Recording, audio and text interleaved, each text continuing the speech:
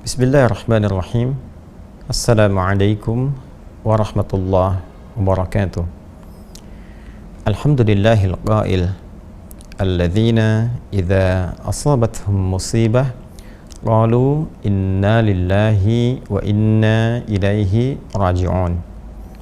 Wassalatu wassalamu ala rasulillah alladzi dzakkara li ummatihi bi an yadhkuru mahasina mautahum. Wa sallallahu ala sayyidina Muhammad wa ala alihi wa sahbihi wa dhurriyyatihi wa ummatihi ajma'in wa ba'd. Faya ahbaballahi wa ahbaba rasulihi sallallahu alaihi wasallam, usi nafsi wa iyyakum bitaqwallahi faqad fazal muttaqun fala tamutunna illa wa antum muslimun. Allah Subhanahu wa taala telah memberikan satu ketentuan hukum dalam berkehidupan, bahwa siapapun manusia yang berkehidupan di muka bumi ini menjalani misi sebagai khalifah untuk beribadah kepada Allah Subhanahu wa taala, diberikan oleh Allah batas waktu untuk mengemban misi dimaksud dalam setiap generasi yang berkelanjutan dan saling menggantikan, dan masa waktu ini disebut dengan nama ajal. Maka setiap insan tidak akan bisa berlepas dari ketentuan ajal ini, baik generasi terdahulu, kini, ataupun yang akan datang. Demikian Allah Subhanahu wa taala berfirman dalam Al-Qur'an surah ke-7 Al-A'raf ayat 34. Walikulli ummatin ajal fa idza jaa ajaluhum la yastakhiruna sa'atan wa la yastaqdimun. Dan setiap umat, kelompok masyarakat yang berkehidupan, setiap generasi yang saling menggantikan, mereka memiliki batas waktu untuk menuntaskan misi dalam kehidupan, batas waktu untuk mencari bekal, beribadah sampai kembali kepada Allah Subhanahu wa taala.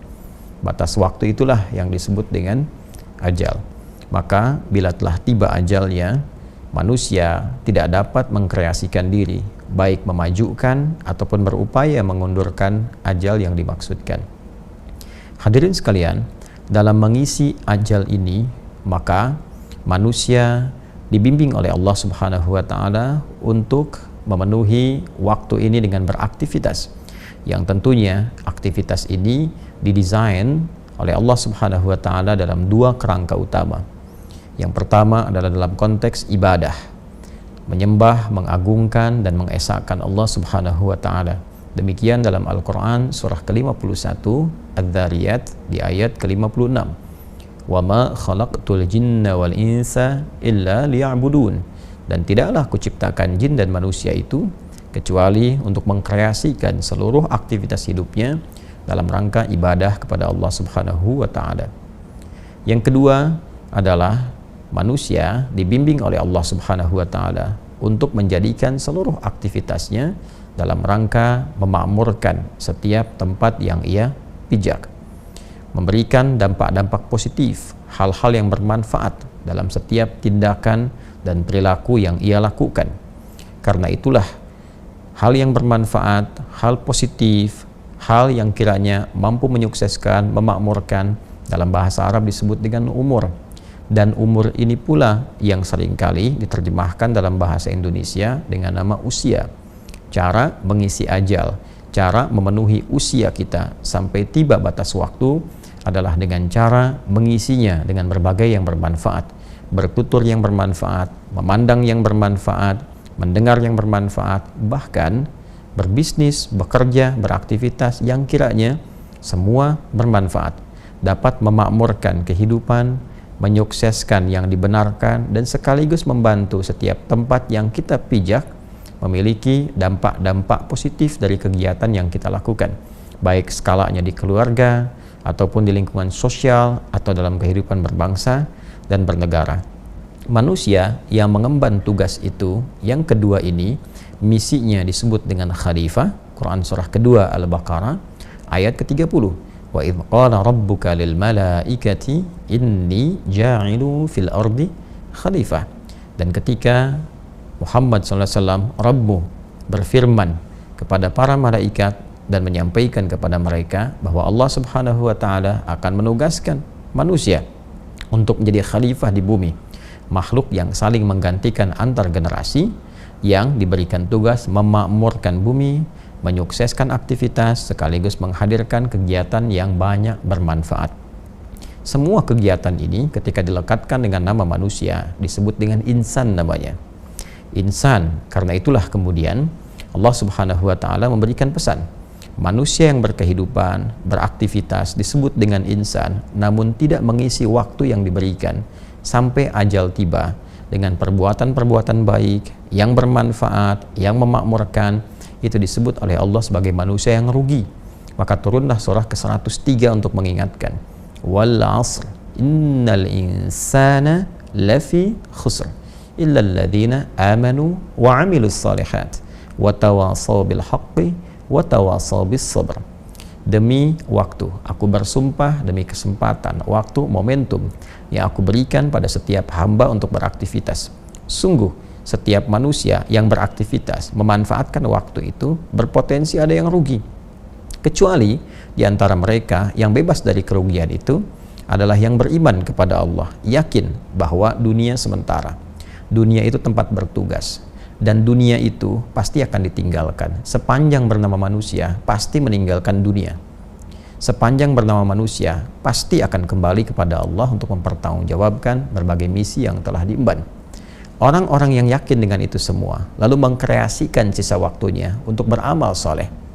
Dan dengan itu saling mengingatkan, saling share, wa tawasaw bil haqq, dan bersabar menjalaninya, maka itulah orang yang terlepas dari kerugian. Hadirin sekalian, rangkaian ayat-ayat tadi mengingatkan pesan kepada kita bahwa setiap kita ini di dunia ini hanya membawa tugas, membawa misi besar. Imma itu untuk ibadah, mengesahkan, mengagungkan, berubudiyah kepada Allah Subhanahu wa taala. Karena itu kita salat, karena itu kita puasa, karena itu baca Al-Qur'an untuk mengimplementasikan keyakinan kita bahwa kita ini adalah seorang hamba yang punya tugas selama di dunia, mengesahkan, mengagungkan Allah Subhanahu wa taala. Saat yang bersamaan, kita juga beraktivitas. Ada yang bekerja, ada yang berbisnis, ada yang di dunia diplomasi, di birokrasi, ada yang mengajar dalam rangka menjadi khalifah di bumi, membawa segala hal yang bermanfaat, mengajar yang bermanfaat, bisnis yang benar, menghindari manipulasi, jauhi kecurangan. Segalanya kita coba tunjukkan dalam rangka menjalankan misi yang telah Allah amanahkan kepada kita semua. Tapi ayat itu juga mengingatkan bahwa pada saatnya ketika ajal tiba, selesai misi kita dan kita pasti akan berpulang. Jadi kepulangan kita adalah satu hal yang sangat niscaya dan sifatnya pasti. Jadi siapapun yang berpulang kepada Allah Subhanahu wa taala, boleh jadi saat ini Pak Mahfudin telah lebih dulu meninggalkan kita. Tapi kita pun mesti yakin bahwa esok lusa tiba waktunya kita untuk pulang. Tinggal pertanyaannya, bagaimana kemudian kita melihat diri, melihat cermin, melihat sekitaran kita, dari siapa yang pulang itu, dan dari situ kita belajar untuk bisa meningkatkan kebaikan yang mungkin kita bisa lakukan dan mengoreksi kekurangan-kekurangan, kesalahan-kesalahan yang mungkin telah dilakukan, sehingga ketika pulang bekalnya bisa optimal. Semua amal dinilai baik oleh Allah Subhanahu wa taala. Ini yang dimaksudkan Quran surah ke-67 di ayat yang kedua itu. Walladzi khalaqal mauta wal hayata liyabluwakum ayyukum ahsanu amala wa huwal azizul ghafur. Dialah Allah Subhanahu wa taala yang telah menetapkan kematian itu dan juga kehidupan sesungguhnya untuk menguji yang masih hidup agar mereka belajar dari proses kematian itu. Siapa yang wafat? Sekarang ada sosok yang meninggalkan kita. Coba lihat mereka. Boleh jadi yang lebih dulu meninggalkan kita itu amalannya begitu luar biasa. Terkadang dia beramal dalam kesunyian, tidak banyak berisiknya, tidak banyak viralnya. Dia mungkin tidak begitu populer di dunia, tapi penduduk langit begitu mengenalnya. Terkadang ada yang terlihat memotivasi, terlihat viral kisahnya, banyak diketahui, tapi semua sepakat bahwa mereka orang baik. Jangan-jangan orang-orang yang wafat mendahului kita dan kita tahu saat ini, kita mengenalnya, boleh jadi mereka itu telah meninggalkan berbagai legasi yang dinilai soleh oleh Allah Subhanahu wa ta'ala. Belajar dari itu. Bagaimana mereka bersedekah, bagaimana konsisten ibadah, sholatnya, interaksi dengan Qur'annya. Liyabluwakum ayyukum ahsanu amala. Untuk menguji engkau, supaya engkau itu berpikir, engkau itu merenung bahwa engkau pun akan pulang. Boleh jadi Pak Mahfudin telah mendahului kita, boleh jadi orang-orang lain mendahului kita, ada ayah kita, ibu kita. Al-Quran menegaskan pada kita, besok itu kamu, besok itu engkau. Lantas engkau harus mengoreksi diri, introspeksi. Kalau kamu pulang, bekal apa yang dibawa? Karena itu selalu belajarlah dari orang-orang yang telah kembali kepada Allah dan mendahului kita. Ambil manfaat dari mereka, pelajari kemuliaannya, kebaikan-kebaikannya. Liyabluwakum ayyukum ahsanu amala. Setelah itu kita buktikan kepada Allah untuk berubah. Tingkatkan amalan kita, tingkatkan ketakwaan kita. Minimal kita meneladani legasi kebaikan yang ditinggalkan oleh hamba-hamba Allah yang meninggalkan kita itu lebih dulu dibandingkan dengan kita. Pun demikian belajar dari kehidupan. Banyak orang saleh yang masih berkehidupan, banyak orang baik yang masih berkehidupan. Atau belajar setidaknya dari orang-orang yang baru dilahirkan. Ya, walladzi khalaqal mauta wal haya, dan kehidupan. Ada orang yang baru dilahirkan, masih bersih, masih bening, banyak disayang-sayang, tidak banyak berbuat salah. Saat salah pun begitu cepat dimaafkan karena memang belum baligh, nalarnya belum sempurna. Ya, Allah memberikan pesan kepada kita, kamu itu lahirnya bersih, lahirnya baik, lahirnya penuh dengan kelembutan, kasih sayang, menyenangkan. Kenapa setelah dewasa, akal kamu matang kok menjadi keras, menjadi kasar, menjadi jauh dari kebaikan dan sebagainya? Introspeksi diri. Maka kehidupan, kematian mengajarkan kita pada hakikatnya untuk memperbaiki diri dan meningkatkan kualitas dalam berkehidupan. Ini yang pertama. Yang kedua, ini pesan penting dari Nabi SAW. Setiap insan yang sudah pasti akan meninggal, Nabi berpesan, siapkanlah bekal terbaik. Setidaknya sekalipun wafat, peluang-peluang transfer kebaikan itu masih tetap mengalir di alam barzakhnya, masih tetap mengalir. Dalam bahasa Arab disebut dengan jariyah. Kebaikan-kebaikan yang mengkreasikan pahala itu disebut dengan sedekah. Maka muncullah kemudian dalam banyak ayat di Al-Quran ataupun hadis-hadis Nabi SAW, sedekah-sedekah yang berfungsi untuk jariyah. Di antaranya Nabi pernah menggarisbawahi pada 3 amalan utama yang bisa mengkreasikan sedekah jariyah. Di hadis Muslim, di antaranya diingatkan kepada kita saat Nabi SAW menyampaikan, bima ma'na au kama qala Rasulullah SAW, ada 3 golongan yang saat anak Adam itu, manusia itu meninggal dunia. Kalau kita ambil redaksi hadisnya, idza matal insanu, jika seorang manusia yang biasa beraktivitas itu kemudian meninggal dunia dan tak mampu beraktivitas lagi, karena itu inqata'a sa'iru amali, terputus semua peluang amalnya. Karena terputus semua peluang kreasi dan amalnya, maka terputus pula peluang pahalanya. Nggak mampu sholat lagi, pahala sholat terputus. Nggak mampu baca Al-Quran lagi, pahala baca Al-Quran terputus. Karena itu mumpung masih hidup, perbanyak sholat sesuai ketentuan, perbanyak bacaan Al-Quran. Kalau sudah meninggal, selesai semua peluang itu. Kemudian terputus semua amalnya, in qata'a sa'iru amali illa min thalath, kecuali ada 3 amalan yang ditinggalkan oleh seseorang yang meninggal dunia, tapi pahalanya terus mengalir. Sekalipun perbuatannya telah terhenti, pahalanya terus mengalir. Inilah yang dimaksud sedekah jariyah. 1. Sedekatin jariyah. Jadi langsung disebutkan bentuknya sedekah jariyah. Ya, kebaikan yang mengalirkan pahala terus-menerus.